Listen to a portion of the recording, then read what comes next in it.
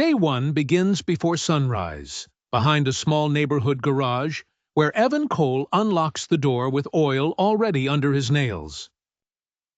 The city wakes in clean suits and polished shoes, while Evan pushes a dead car inside, his uniform smelling of gasoline and cold metal. Chloe passes with friends, sees his blackened hands, and laughs softly as if dirt on skin means poverty in the soul. Evan says nothing. He watches their reflection fade in the garage window and tightens his grip around a worn wrench. His boss throws him a cheap job and reminds him that men like Evan should be grateful for minimum wage. A customer complains about grease on the counter, then hands the keys to Derek, who wears a suit and smiles like victory is inherited. Evan notices a rhythm in the damaged old coupe, a hidden pattern no one else hears beneath the noise of the garage. For 1 second, the whole world becomes silent. Every screw, scratch, and vibration tells him where the object is wounded. He hides the piece under a cloth before anyone can call it trash and waits until the boss turns off the front lights. Night falls. The garage becomes his cave, lit by one trembling lamp and the blue glow of an old phone screen. Evan cleans the old coupe slowly, not like a worker rushing a repair, but like a surgeon touching a sleeping heart. The first attempt fails. A spring jumps loose, a bolt snaps, and the sound echoes through the empty room like mockery. He rubs his tired eyes, studies the broken part again, and sketches a new solution on the back of an unpaid bill. His advantage awakens. He can see not what the object is, but what it wants to become if handled with patience.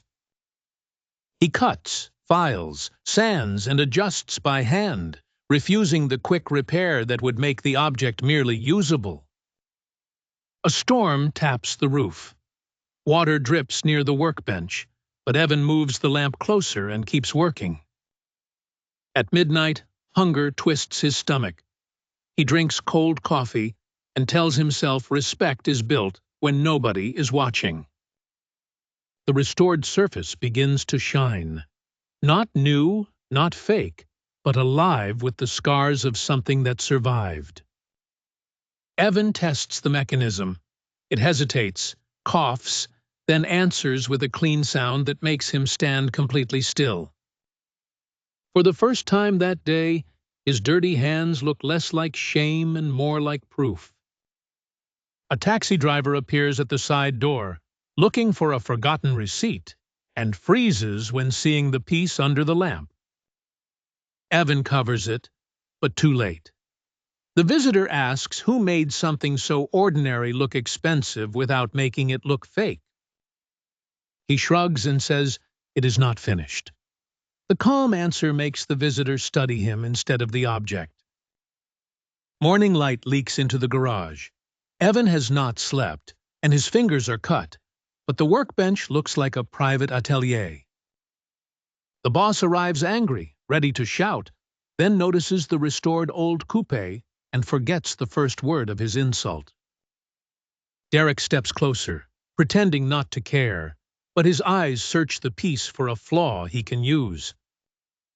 Chloe returns for coffee across the street and sees men standing around Evan's bench in unusual silence.